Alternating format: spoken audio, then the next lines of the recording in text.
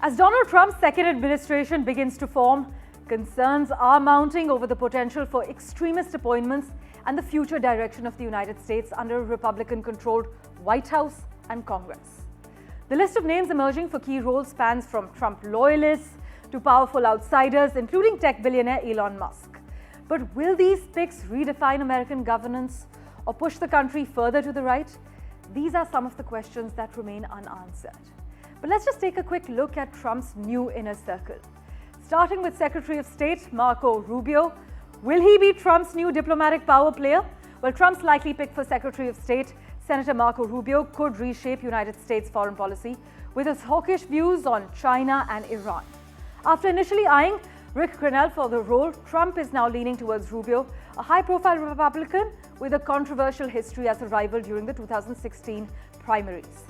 Their unexpected alliance raises questions. Will Rubio's aggressive foreign policy stance spark new global tensions, or will he broker a negotiated settlement in Ukraine as promised? Moving on to National Security Advisor Mike Waltz, the military insider in Trump's corner. Mike Waltz is reportedly Trump's pick for National Security Advisor. Now, with a history of criticizing China and pushing for tougher NATO defense contributions, Mr. Waltz could usher in an era of intense military posturing. As Trump's ally on Ukraine, will Waltz help engineer a peace deal or escalate the conflict further? That remains a huge concern. By the way, besides being among the most staunchly critical voices on China in the United States Congress, Mr. Waltz is the co-chair of the House India Caucus and has been strongly supportive of the US-India strategic partnership, even calling for a formal security alliance with India. But he has highlighted the threat India faces from China, warned against the China-Pakistan axis as posing a threat to both the US and India, and underlined the economic convergences between the United States and India as well. As far as Stephen Miller is concerned, the Deputy Chief of Staff for Policy, the architect of controversy as many call him, Stephen Miller is set to return to the White House as Trump's Deputy Chief of Staff for Policy.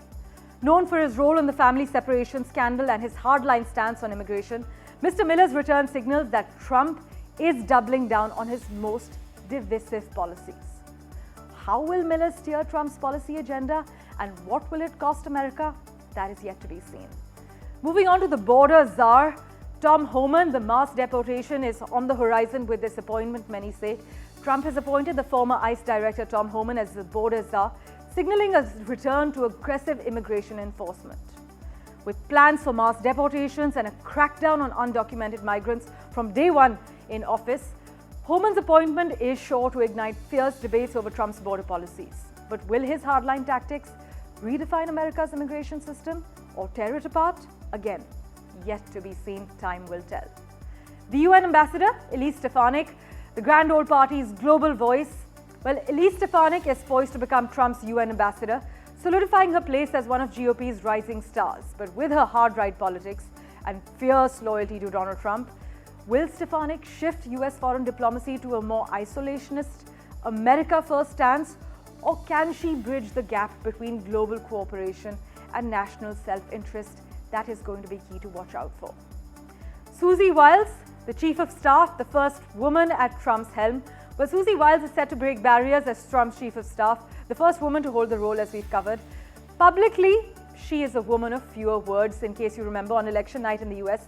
In his victory speech, Trump called her the ice baby. But can Susie Wiles, who led Trump's campaign, handle the chaos of the White House? That's yet to be seen. With Trump's complex political machine behind her, will she manage his administration's sprawling ambitions, or will she buckle under the pressure? That is the big question with all these appointments. But as Donald Trump's second administration begins to form, I must highlight that concerns are mounting over the potential for extremist appointments, as well as the future direction of the US under a Republican-controlled White House and a Republican-controlled Congress.